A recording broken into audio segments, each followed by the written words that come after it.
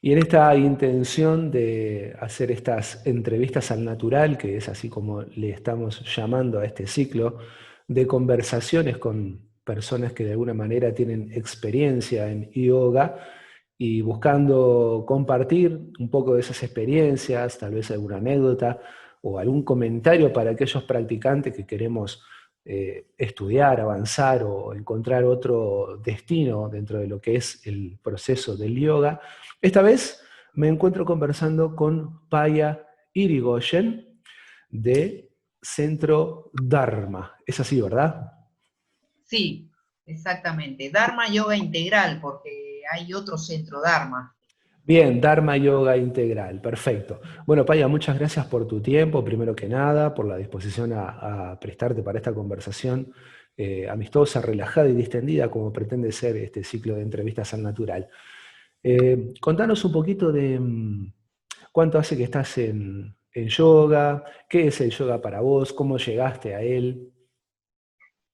Bueno, yo hace 40 años, se puede decir que hace 40 años que estoy en yoga, porque si se puede decir la edad, que no, para lo cual no tengo problema, tengo Dígala. 50, y la cuenta es fácil, tengo 58 y empecé con el yoga a los 18, o sea que son 40 años que Bien. empecé, digamos, a tomar mis primeras clases en los pocos grupos que había, los pocos lugares que había en aquella época, acá en Montevideo. Y bueno, y de ahí que nunca lo abandoné. ¿Eran lugares de yoga integral o de otra línea? De las líneas tradicionales de acá, yo comencé en la escuela de Shiva Premananda, Ujú. ahí en el local anterior, ¿no? En el que está ahora, yo viví la mudanza de ellos, porque empecé cuando ellos estaban en un lugar más chico, en Vázquez, Uruguay, y, y luego se mudaron a donde están ahora, y yo continué ahí con ellos, en la asociación Vedanta, de Yoga Sivananda.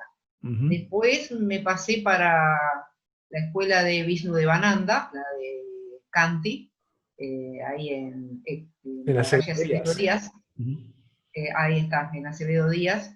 Y bueno, y con ellos hice mi primera formación.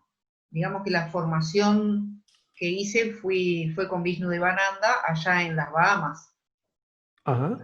Esto fue allá por 1980, ponele, por ahí.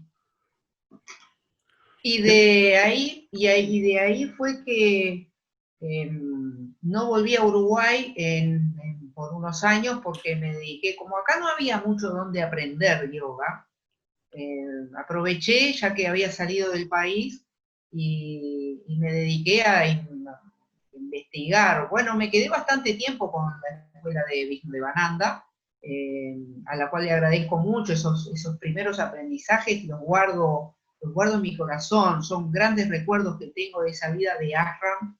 Eh, es más, a veces aprovecho esto de las redes porque justo los del ashram de Bahamas, en donde yo hice esa formación, estuve como unos cuantos meses ahí, primero para hacer el curso, pero después me quedé como formando parte del staff, es decir, colaborando con tareas varias, ¿no?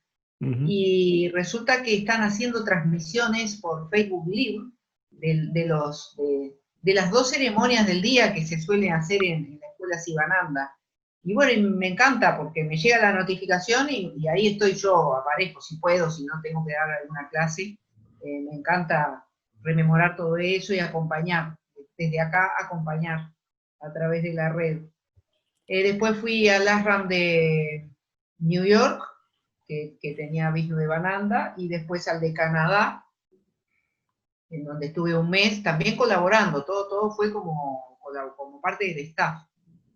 Y bueno, y ahí terminó, digamos, mi periplo en la escuela de Vishnu de Bananda, a la cual le estoy muy agradecida y bueno, y me gusta mantener un contacto no muy, capaz que no demasiado usual con la gente de Sivananda, pero bueno, cada tanto nos encontramos y me gusta intercambiar ahí algunas palabras con ellos. Muy bien. Y dentro de los comentarios, en tu experiencia, no desde el punto de vista académico, en tu conclusión personal, ¿cómo podemos definir al yoga? Para mí, claro, esto yo, viste que cada maestro da su propia definición, porque es como tú Ujú. decís, es una experiencia. Bien. Y para mí, yo lo encaro por el lado de la disciplina. Eh, es lo que le digo a mis alumnos. El yoga se logra, porque el yoga en realidad es un estado.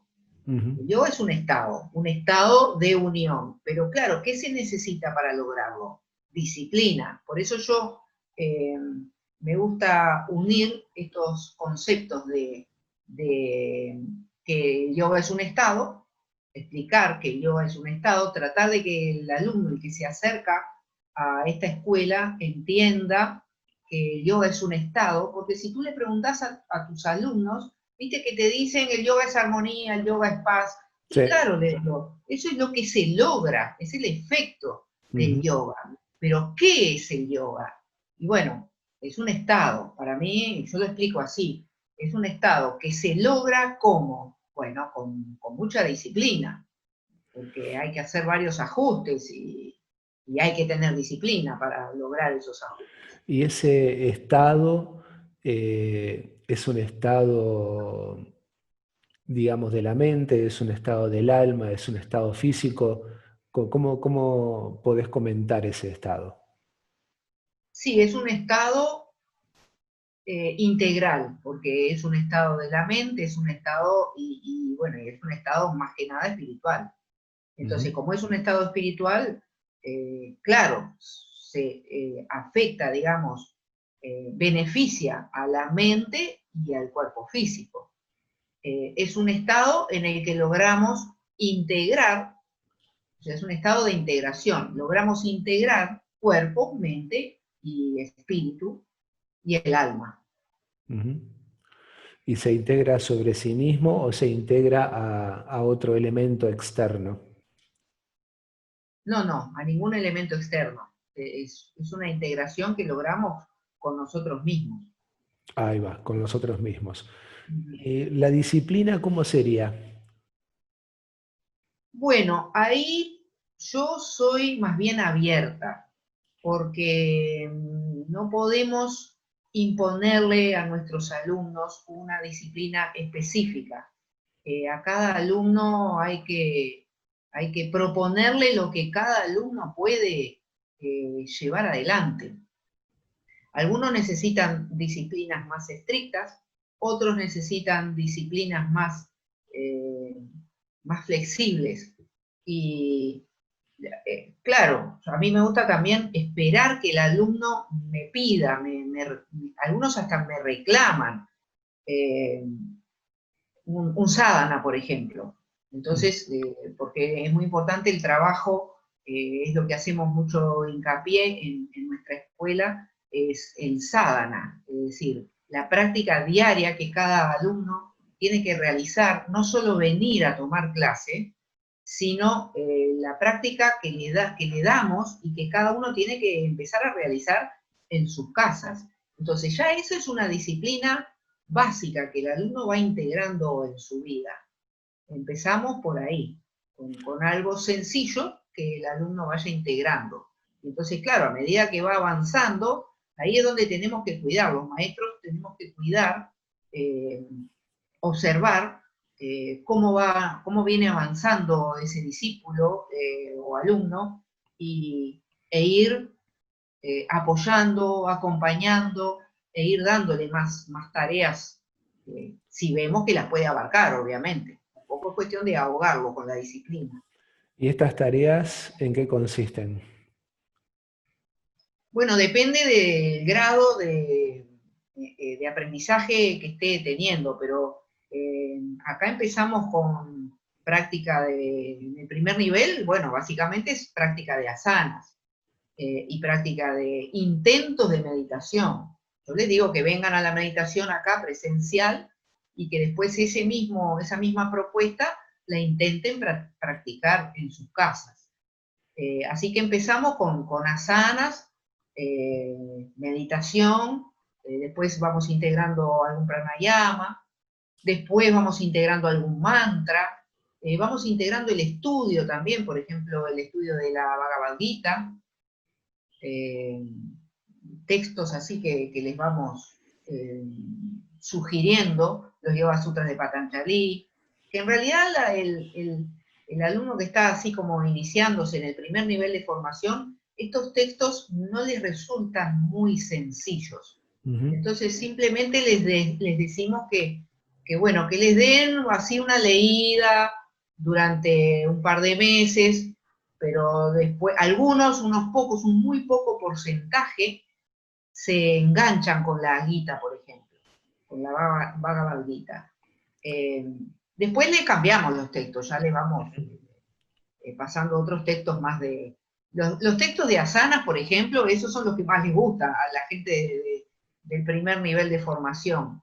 Después, bueno, cuando van avanzando ya al profesorado, les hacemos estudiar las vidas de los grandes maestros, que preparen biografías, porque son modelos a seguir, entonces nos parece muy importante que conozcan las vidas de los maestros.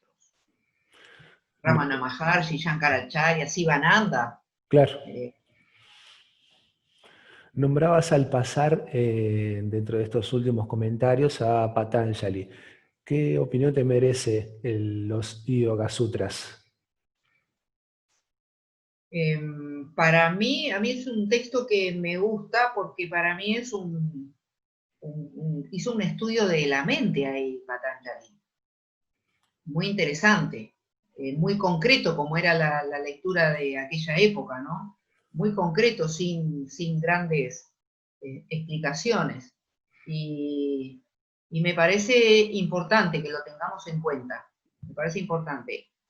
Ahora, si vamos a analizar los yamas y los niyamas, o sea, los famosos 8 pasos, sí, estoy de acuerdo en los 8 pasos, pero creo que habría, por ejemplo, los yamas y los niyamas, creo que habría que adaptar algunos a esta realidad, a la realidad de ahora, porque también hay que pensar que Patanjali vivía en una época determinada y hay algunas medidas que eran tal vez muy estrictas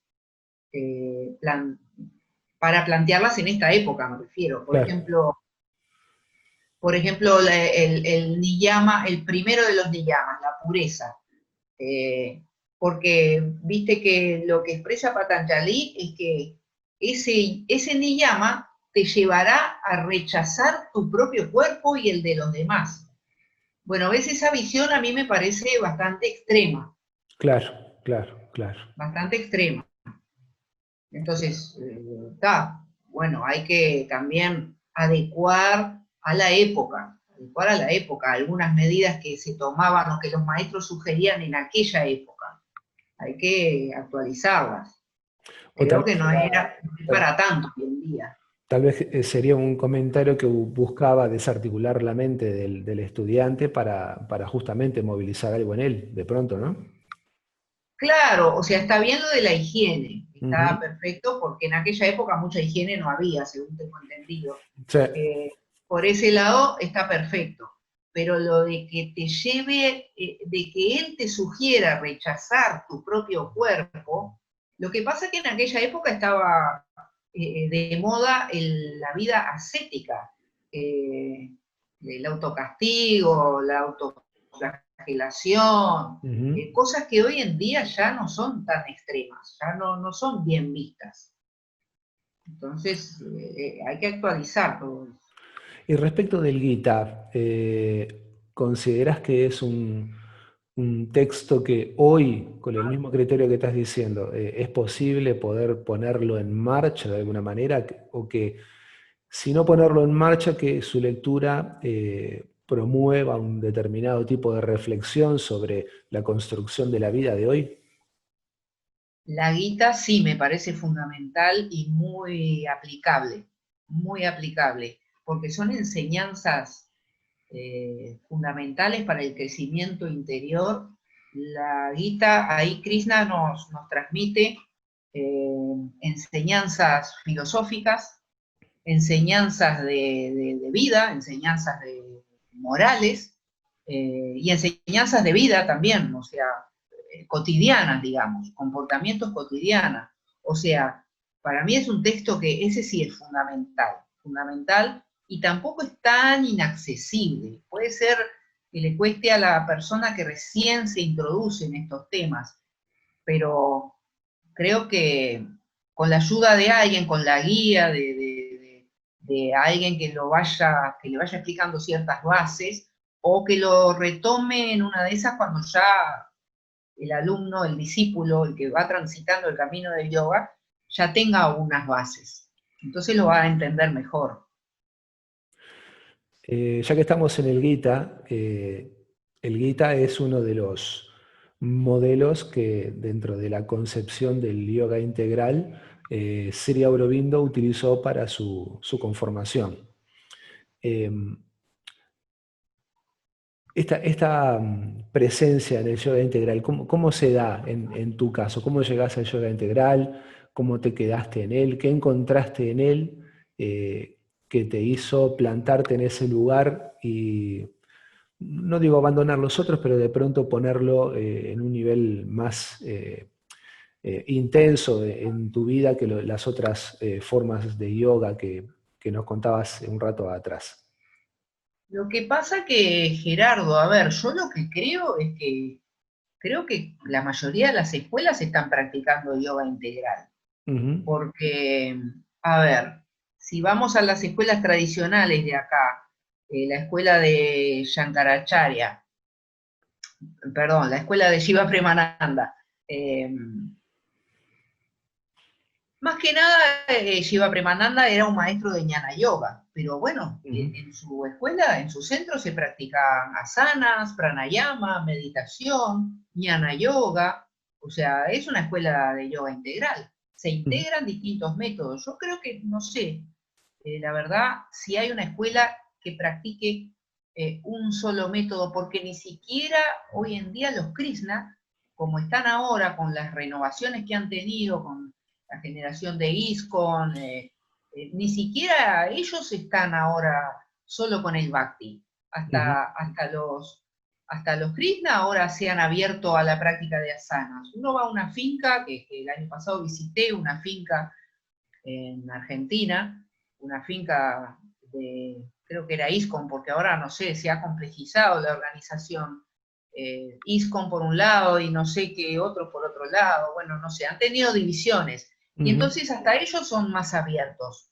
Ellos han aceptado y tienen semanalmente, periódicamente, practican asanas. En cambio yo hace muchos años que iba al famoso centro Bhaktivedanta que había en la calle Pablo de María, que yo lo solía visitar, para tener una práctica de Bhakti Yoga, justamente, porque ahí en esa época eran puro Bhakti Yoga. Y entonces al final, ellos tenían eh, digamos, era siempre lo mismo lo que hacían. Al final nos convidaban con una cena muy rica y se acercaban a conversar con nosotros. Y entonces ahí dialogábamos, yo les podía preguntar, en aquel momento yo ya estaba dando clases, pero bueno, era profesora, no estaba formando instructores. Y, y entonces yo les podía preguntar también. Ellos preguntaban, pero yo preguntaba. Y les digo, ¿y ustedes no hacen asanas? No, en ningún momento, yo siempre les preguntaba lo mismo. Ujú. Y ninguno de ellos hacía asanas. No era algo, una práctica usual en ellos. Pero en cambio hoy en día sí. O sea que, bueno, pero está, contestando tu pregunta, eh, el yoga integral nos da más libertad, porque no nos enfrascamos en un método, en una corriente, en un camino único, sino que integramos, como dice Aurobindo. El ser humano es mente, o sea que podemos pensar, pensamos, el ser humano es cuerpo físico, o sea que actúa, y ahí está el karma yoga.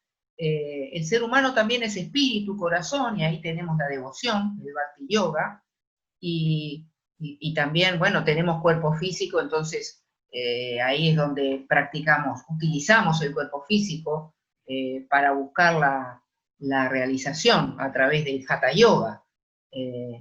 Por lo tanto, eso es yoga integral.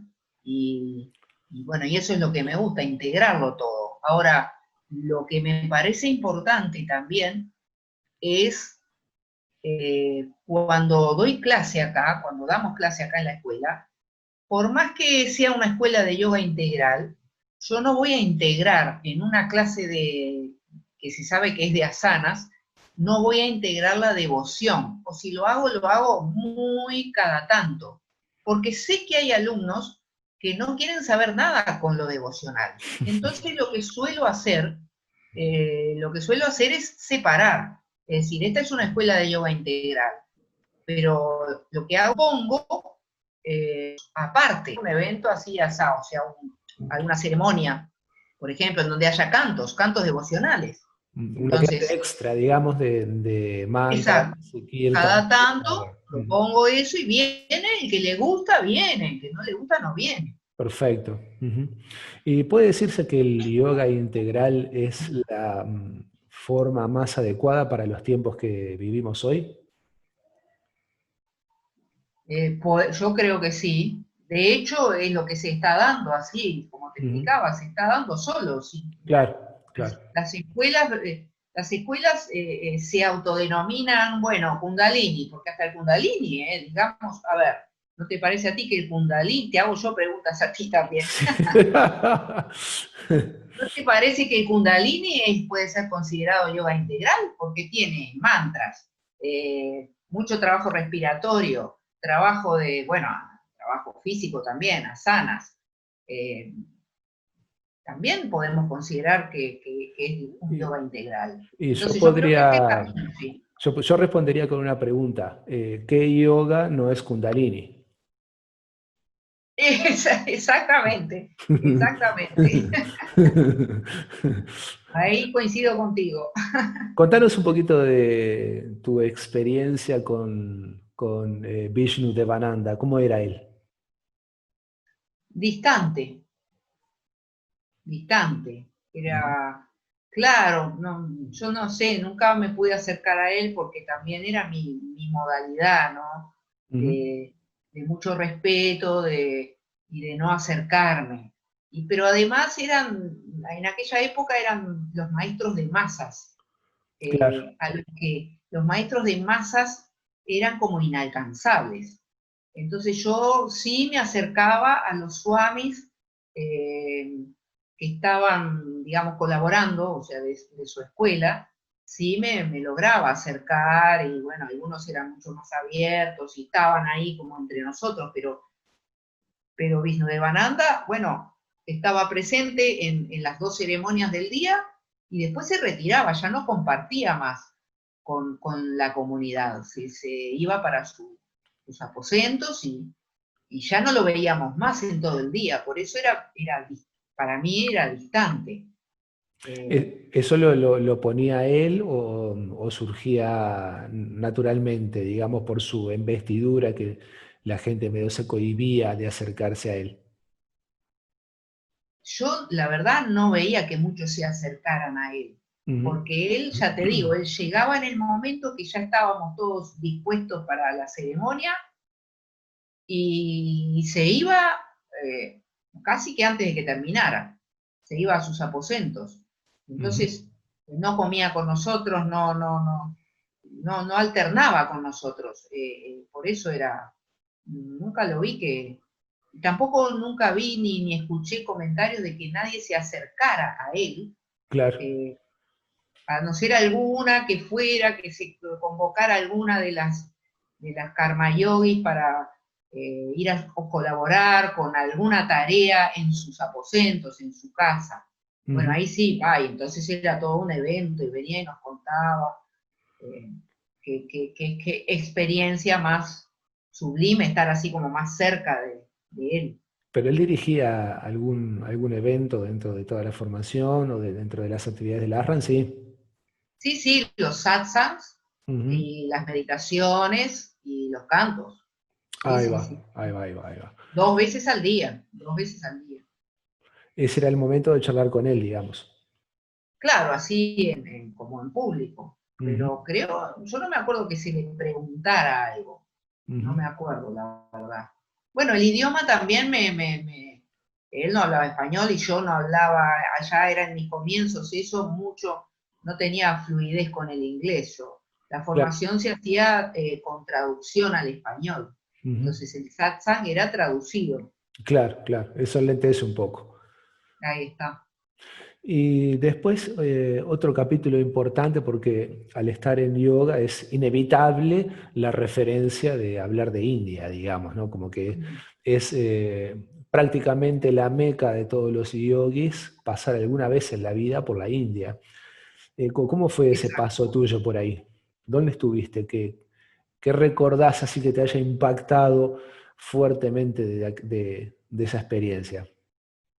Bueno, mira, yo ya he ido como 5 veces a la India y pienso que voy a seguir yendo. Lo que pasa es que ahora tengo todos los viajes suspendidos, hasta nuevo aviso, hasta que se Sí, claro. tranquilice todo esto. Pero mi primer viaje fue impactante, impactante a tal punto que no quise ir y me dije a mí misma, yo no vengo nunca más ni aunque me paguen a la India. ¿Qué te pasó? Eso Eso fue, bueno, y fue en una época de la India que la India estaba muy venida abajo, y claro, por eso fue impactante. Y ahí conocí Rishikesh, Delhi, de Bombay, cuando todavía se llamaba Bombay, de Bombay salí disparando, no quise saber más nada con Bombay. Delhi un poco más accesible porque había más occidentales, ya al cruzarte en la calle con algún occidental, ya me sentí como más en casa, aunque era uno en miles de indios, ya eso me dejaba respirar un poco. Y, y bueno, y lo que más me gustó en aquel momento, bueno, no, Rishikesh, obvio, ¿no? A orillas del Ganges, un placer. Ahí siempre voy. Para mí es mi lugar en la India, es Rishikesh. Rishikesh. Pero lo que me gustó en aquel primer viaje, que me sentí también, sentí que pude como respirar, relajarme, porque todo el tiempo, en el resto de los lugares, todo el tiempo estuve tensa. Cuando llegué a McLeod-Ganj, en Dharamsala, el pueblito de tibetanos, Ajá, el, ajá. el Tíbet en exilio, ahí me sentí relajada. Claro, porque el tibetano tiene otra personalidad, otra forma de ser. Entonces yo me sentí diferente y ahí sí, ahí recién, ahí me tranquilicé y me pude relajar y disponerme a disfrutar de la India, estudiar budismo. No, eso sí fue un placer. ¿Por qué los sentís distintos los tibetanos? ¿Qué tienen de diferente? Es que los indios son muy especiales, primero que son muy bulliciosos. Ujú. Y en aquel momento lo que más pasaba, que ahora no pasa tanto, no sucede tanto, porque en aquel momento no había tantos occidentales que visitaran la India. Entonces, el hecho de que hubiera un occidental o dos o tres, para ellos era todo un acontecimiento. Y te lo demostraban ese acontecimiento, el entusiasmo que ellos tenían, a tal punto que te hacían sentir como un bicho raro. Entonces te acosaban, te tocaban, venían y te tocaban a ver si, no sé, Si era como real. para decir, bueno, toqué a una occidental, y eso que yo no Claro. soy rubia ni nada por el estilo, pero, y todo lo que yo tenía, ellos lo querían tener, me lo querían comprar. Tenía una lapicera, bueno, se la tuve que poco menos que regalar, tenía esto, lo otro. O sea que Occidente no llegaba a la India. Por eso era diferente. En cambio, los tibetanos no pasaba desapercibida, por eso uno estaba más tranquila entre los tibetanos. Hoy en día es otra cosa. Después, en el 2010, empecé a ir de nuevo y bueno, ya vi que era otra cosa. La India estaba más prolija, más limpia, más occidentalizada. Es decir, la India hoy en día se globalizó, se dispuso a recibir al turista. Ya nomás te digo una cosa bien básica, pero es que yo la percibí como muy evidente. Por ejemplo, los baños. La primera vez que fui, no existían baños occidentales. Es decir, Claro. yo a los baños me adapto, pero eso es muy significativo, Ujú. que hoy en día podamos encontrar en la India baños para occidentales, con la tasa alta, ¿no? Sí, sí, sí, Y sí. donde podamos sentarnos, por más que no nos sentemos, porque a ver, no nos vamos a sentar en esos baños, pero el hecho de ver ese tipo de cuidados que ellos tuvieron, porque además te ponen carteles, eh, Western Toilet, es decir, toilet para occidentales, Eastern Toilet, toilet para los indios. Qué gracioso. Sí, Em, sí. de hecho, se han occidentalizado tanto que tienen McDonald's también en la propia India, ¿no? Exacto. No, y es un placer ir a un McDonald's en la India, ¿eh? Porque son los únicos McDonald's vegetarianos que Sí, uno puede comer. sí, sí, sí, los hay, los hay, los hay. Y ¿Cómo que no no? es tan picante la comida. Y bueno, y así varias cosas, así varias cosas. Bueno, entonces me preguntaba de los lugares, así que yo iría a Rishikesh todo el tiempo. Y en Rishikesh iría y me quedaría, porque he visitado varios lugares. Yo tenía pendiente, bueno, al sur de la India no había ido y en estas dos últimas instancias fui, conocí, bueno, Auroville, conocí, bueno, ahí sí iría de nuevo también. Fui pocos días, entonces como que siento que estaría bueno ir más días a Auroville, Pondicherry, y conocer un poco más las enseñanzas de Aurobindo allí in situ. Y ¿Qué, también esta última vez fui a Kerala, que también me ajá, encantó Kerala. ¿qué impresión te dio Auroville? Auroville, me encantó la visita a la esfera, ¿cómo era que se llamaba? El Matri Mandrir. El Matrimandir.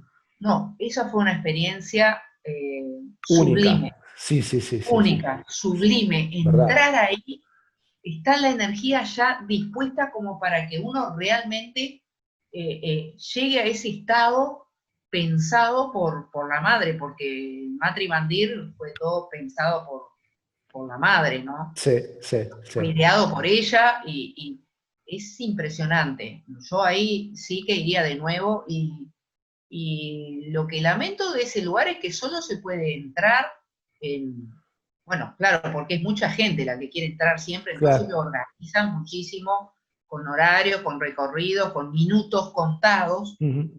que no se pueda ir libremente y uno quedarse a meditar ahí. Sí, sí, sí, sí, sí. Bueno, pero es eso que vos decís, ¿no? Hay mucha gente que pasa por ese lugar Claro, y ta, pero es una experiencia, sí. El Matri Mandrí es completamente destacado, incluso emocionalmente te genera una cosa. te traslada, te traslada. Sí, Es sí, más, yo sí. iría de nuevo a Auroville para visitar, digamos que todos los días, si es que se puede, Se puede, se puede. Se puede ir eso. a Bueno, yo diario. iría todos los días a meditar al Matrimandí. Los 15, 20 minutos que te dejan no se pueden perder. Exacto. Pero eso es una historia toda mismo la ciudad de Auroville, tiene una concepción ideológica, eh, muchas cosas tiene Auroville que son al menos interesantes de conocer. Por Este, eso iría más días, porque yo la vez que fui nada más que 3 días. No dio para claro, nada, no dio claro, para nada. Eso uno tiene que ir por, no sé, 2 semanas por lo menos. No sé, tú claro, cuánto, claro. qué decís tú, que hay que ir cuánto, Y mínimo una semana, mínimo. mínimo una semana. Porque en sí no hay mucha cosa, pero hay que estar ahí.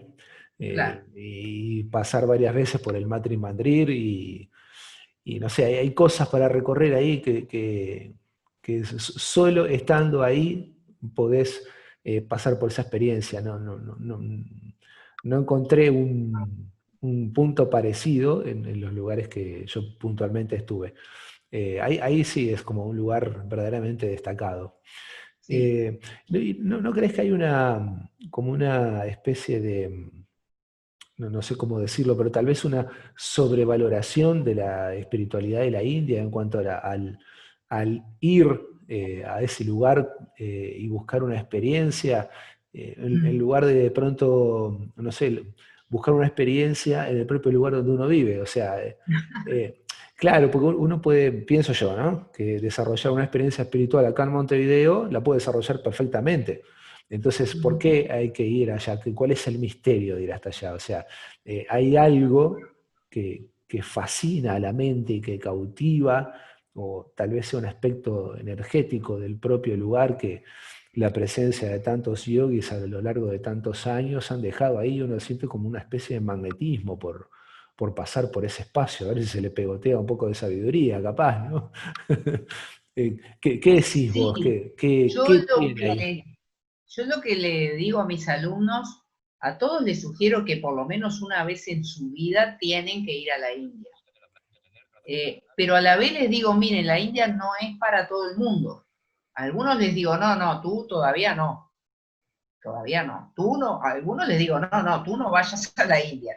Eh, Pero ¿por qué es importante la India para el desarrollo espiritual? Porque uno va a hacer una peregrinación a la India. Ujú. De esa manera es como yo lo sugiero, ¿no? Hacer un viaje de turismo a la India, no. El Claro, que quiera hacer turismo a la India, le digo que no, que ni vaya. Es más, no llevo gente, porque yo suelo llevar a algunas personas, pero si quieren hacer turismo, tengo varias reuniones con ellas primero, claro. con personas. Eh, si quieren hacer turismo, no, no, conmigo no, que no vayan, porque la índole de mi viaje, de lo que yo propongo, es una peregrinación, es visitar lugares sagrados, Ahí va. visitar templos, Ujú. cansarnos de visitar templos y sentir la energía de, bueno, de un templo de Shiva, sentir la energía de Lakshmi, de Durga, Hanuman, bueno, conocer, si es posible, conocer, hemos tenido la suerte de conocer, por ejemplo, fuimos al ashram de Ama y justo coincidió que ella estaba. Fuimos a Magdeo Ganj en el 2016 y tuvimos la suerte de presenciar una ceremonia guiada por el Dalai Lama. Entonces, a veces yo voy sin, porque uno averigua, trata de averiguar y no te dicen, no están los datos de si esos referentes van a estar en esa época o no, pero por suerte siempre, va, por suerte, la suerte no existe, ¿no? Está para nosotros, está Sí, para nosotros. claro. Y siempre se nos dio que siempre pudimos presenciar, siempre, yo al Dalai Lama ya lo conocía personalmente, pero me reconforta haber presenciado esa ceremonia y que los alumnos que fueron conmigo también les tocó y para ellos fue sublime. Este Dalai Lama Ama. que está ahora, ¿lo conoces? Sí, sí, personalmente. Tuve una entrevista con él en aquella estadía que te comenté, en aquella primera estadía en MacLeod Ganj. Ah, qué bueno. Y contanos un poco de eso. ¿Cómo fue esa Bueno, experiencia? sublime, sublime. Cu- Lo tuvimos ahí frente a frente, pudimos hablar con él. Una persona muy accesible porque Ujú. accedió a tener una entrevista, a brindarnos una entrevista. Eh, claro, en aquella época no había, él no sé, una atrevida, yo qué sé, siempre debe tener mucho trabajo, ¿no? Pero como no había muchos occidentales que lo visitaran, entonces pienso yo que por eso tal vez accedió. Y sí, muy accesible, se pudo conversar con él. A mí me parece una divina persona, muy natural, muy alcanzable, no inalcanzable, sino alcanzable. Es de esos líderes y maestros que está ahí. o estaba en aquel momento. Ahora ya no, porque ahora lo cuidan mucho, claro, ahora hay muchísima gente, ¿no? Apenas si nos pudimos acercar, además está muy mayor, entonces siempre está rodeado de muchos guardaespaldas y gente que lo cuida, ¿no? ¿Recordás Y algo en particular que te haya dicho en ese encuentro? vos sabés que no me acuerdo de nada en particular, lo que sí me quedó fue esa generosidad, la simpatía, la sonrisa, se reía con todo, muy simpático, porque en Ujú. realidad lo que eh, le fui a plantear fue una invitación a que visitara Uruguay. Qué bueno. Pero claro, las relaciones diplomáticas que tiene Uruguay con China en aquel momento, y lo sigue teniendo, no permitieron eso. Nunca permitieron que el Dalai Lama viniera a Uruguay, porque Uruguay tiene relaciones con China. Claro, claro, claro. Por eso es que el Dalai Lama total nunca pudo visitar Uruguay. Después resultó que visitó Argentina. Ujú. Hace unos años vino a Argentina, que yo tuve ganas de ir a estar presente allí. Bueno, y entonces te sigo contando lo que me parece importante de la India, es, bueno, visitar lugares sagrados, conocer maestros, recibir enseñanzas eh, y tomar, digamos, conocer el yoga in situ, en la cuna, obviamente, tomar clases de yoga allá y acá. Por eso vamos a Rishikesh, porque en Rishikesh viste que podés tomar clases en varios lados. Eh, y también la India te ayuda, algo muy importante, a adquirir madurez emocional, Mm, porque mirá que se pasa trabajo en la India, ¿eh? sí. Por favor. Mm, mm. Entonces, nos trabaja muchísimo la paciencia, eh, el aceptar situaciones que normalmente en Occidente no las aceptamos, pero allá tenemos que aceptarlas, porque hay muchas dificultades para algunas cosas que para ellos son normales. Por ejemplo, los viajes, lo que más trabajoso es allá en la India son los traslados. El viajar de un lado al otro es lo más, porque si viajas en tren, los trenes se repletan. Entonces vas todo, bueno, en ómnibus también, te vas todo apretujado. Y Sí. esas cosas acá ya no suceden. Mm. El occidental no está acostumbrado a esas cosas. Y no le gusta y empieza a protestar, pero justamente eso es lo que hay que trabajar. El occidental tiene que trabajar eso, saber aceptar esas situaciones difíciles, no Claro. estar siempre contra. En la India no puedes estar contrariado todo el tiempo, porque no aprendes nada si estás Te contrariado. perdés todo, claro, claro, Sí, claro. Está bueno, está bueno. ¿Y otra ciudad que destaques de esa recorrida o de esas recorridas que has hecho? eh, a Ganj fui de nuevo, como te contaba, pero sabes que ya no fue lo mismo, no fue el mismo encanto de aquella primera vez que fui. Ujú. Así que no, ya no tuvo el mismo encanto. Eh, pero no, la verdad, estuve en Tiruvannamalai, que es el lugar de Ramana Maharshi. Eh, una cosa es Arunachala, el ashram, otra cosa es Tiruvannamalai. No sé, no. Bueno, estuve en la ciudad de Shankaracharya, ahí sí iría de nuevo, que es Ujú. en Kerala, Era donde ahí. nació Shankaracharya, el Ujú. padre del Vedanta. Ahí sí iría de nuevo a recibir el aire, bueno, la energía del maestro, ¿no? Sí, Sí, Shankaracharya. en algunas Kalari, ciudades hay, creo que se llama Kalari. en algunas ciudades hay construcciones que se mantienen a lo largo del tiempo, ¿no? Que son Sí, viejísimas y están ahí. O sea, sí. si esas paredes hablaran, ¿no? Ah, sí, yo a veces, Si esas paredes hablaran. no, impresionante. Sí, a veces me paro y a contemplar esas paredes. Eh, bueno, nomás en Rishikesh, la casa, me gusta ir a visitar todo en los Aratis siempre voy a Sivananda Kutir, a Claro. donde vivía Sí, Sivananda. baranda. Ujú. Y ahí me lo imagino a él allí contemplando el río. Y bueno, y acompañan los cantos. ¿Qué le dirías a alguien que tiene como la inquietud de ir a la India? Vamos a decir, no de turismo, sino que quiere ir a una búsqueda, digamos, o a pasar esa experiencia de encontrarse ahí. ¿Qué le dirías a alguien que va a ir por primera vez con esa inquietud? Bueno, en primer lugar, yo siempre les digo que vaya con alguien, o sea, que no vaya sola o Ujú, solo. ujú. Eh, pero bueno, aún así hay personas que se largan solas. Está bien, qué valiente. Yo la verdad los considero valientes cuando van, Sí, sobre todo si son chicas, ¿no? Porque el varón es una cosa, pero las chicas que van solas, va, las admiro, la verdad. claro. No sé si iría sola alguna vez a la India, pero bueno, capaz que es una experiencia. Puede que va a ser una experiencia interesante. Puede ¿Y ser. qué le recomiendo? Y bueno, yo le recomiendo que vaya a Rishikesh. Eso es lo que... Y que tenga paciencia, que Ah, trabaje en la paciencia, mucha ah, paciencia. Pero el yogi, o sea, la persona que viene haciendo yoga, bueno, en general son personas que vienen, que están dispuestas a aceptar. Es lo que les digo, a veces hay gente que ha venido, sí, a tener alguna entrevista así conmigo para que les dé algún asesoramiento, de algunas sugerencias ujú. de qué hacer, qué no Claro. hacer.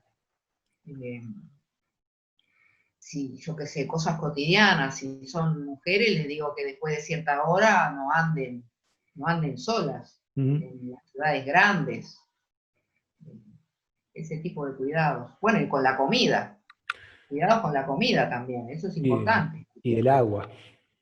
Y el agua, sí, Ujú. cosas cotidianas. En el mismo tren de sugerencias y de comentarios, en este caso en personas que desean comenzar a practicar yoga, eh, ¿qué le podrías sugerir? Y en el mismo tren, personas que tienen un tiempo de yoga, que quieren avanzar, ¿qué les podrías comentar? A los principiantes y a los que están transitando y quieren dar un paso más. Bien, al que quiere comenzar, yo lo que le sugiero es que vaya a tomar clases al lugar que le quede más cercano, que empiece por ahí, y que vea cómo se siente. Obviamente, bueno, después va a generarse cierta relación o no con la instructora o profesora o profesor, si, bueno, si ese vínculo no funciona, porque a veces pasa que no hay empatía, bueno, ahí en ese caso que busque otro lugar, pero siempre que le quede accesible, porque Ahí si va. uno pasa trabajo para ir a tomar la clase de yoga, ya empezamos mal, porque lo va a dejar. Claro. Eh, es el primer argumento para dejar de ir a tomar clases, que la persona se va a hacer, viste que la persona nos buscamos buscamos Claro. excusas para dejar de hacer lo que nos hace bien, y esa puede ser una gran excusa. Así que bueno, que quede, que el lugar sea accesible, que sea, bueno, está, y hoy en día la persona, andamos todos con horarios complicados. Entonces, bueno, buscar el lugar que tenga un horario que le sirva a la persona. Y a la persona que hace tiempo que hace, lo que le digo es que no deje de practicar. En general yo les sugiero que sigan con la práctica, que sigan, que no dejen, porque a veces uno piensa que la persona que tiene muchos años de práctica, ya puede practicar por su cuenta, Ujú. y de hecho es así, sí, es lo Claro. ideal. Lo ideal es que uno practique por su cuenta, pero que no deje de vez en cuando, una o dos veces por semana, de ir a tomar clases en la escuela de su referencia. En la escuela bueno, porque algún alineamiento tendrá. Las personas, viste, que van eligiendo Claro. un perfil, una escuela, van teniendo afinidad con un centro. Eh, entonces, bueno, que sigan ese perfil, que sigan yendo, asistiendo a ese lugar una o dos veces por semana, y que vayan teniendo su práctica diaria también. Y después, Sí. bueno, después viene la etapa de si algunos hace tantos años que practican que quieren profundizar y entonces optan por una formación. Y ahí mucha gente, acá por ejemplo me llega mucha gente con esa intención. Mirá, yo tengo tantos años, hace años que practico y quiero profundizar, entonces vienen y hacen un instructorado. Bueno, está bien también, está bien. Un instructorado, o sea, una formación ayuda a afirmar los conocimientos, a ordenarlos, y sí, cómo no, yo aplaudo eso, que hagan una formación en cualquiera de las escuelas serias que hay en nuestro medio, que también el alumno encontrará el perfil adecuado para... Ojo que mencioné lo de escuelas serias, Sí, porque sí, sí, sí, hay de sí. todo, Hay de es como todo. en todos lados, hay de todo. Ujú. El alumno, el potencial alumno que tiene que asesorarse bien, que pregunte. Hoy en este medio el boca a boca es muy eficaz, muy eficaz. Que siga las sugerencias que le ha dado la persona que haya practicado yoga. Que no ¿Cuál se es? guíe por la publicidad, a eso voy. Perfecto. ¿Cuál es la práctica más importante en yoga? Buena pregunta esa. Porque en yoga integral en realidad son varias la- hay una integración que uno hace. Pero Ujú. ahora, porque entonces tenemos asana, será lo más importante. Bueno, no, considero que no. Meditación será lo más importante, pranayama será lo más importante, más canto de mantra será lo más importante. Yo creo que no hay algo que sea más importante que otra cosa. O en todo caso, el estudio. El estudio, El claro, estudio. Yo bien. creo que Ujú. el estudio de uno mismo y el estudio de las enseñanzas, de los textos tradicionales y de los maestros. Ujú. Creo que tal vez sea eso lo más importante. En realidad hay etapas, son etapas. Son etapas. Es como que uno va pasando por un momento, por una instancia evolutiva y llega a determinadas partes y según se Sí, vaya conectando con determinada cosa es que toma esa práctica, ¿no? sí, sí, sí. Bueno, buenísimo. Eh, Bien, como último detalle, un libro, ¿podrías recomendarnos un libro? La Gita, Bhagavad Bien, Gita. Bhagavad Gita. ¿Alguna versión en particular? Buenísimo. Yo tengo una versión que nunca más la pude encontrar, que es de Editorial Kier, Ujú. eh, que es de Jean Rivière. El Ajá, autor sí, es un francés que él hizo una interpretación, un estudio bastante objetivo, simple, nada muy complejo, pero no, yo sé que es la que le recomiendo a mis alumnos, pero no, es inencontrable hoy en día.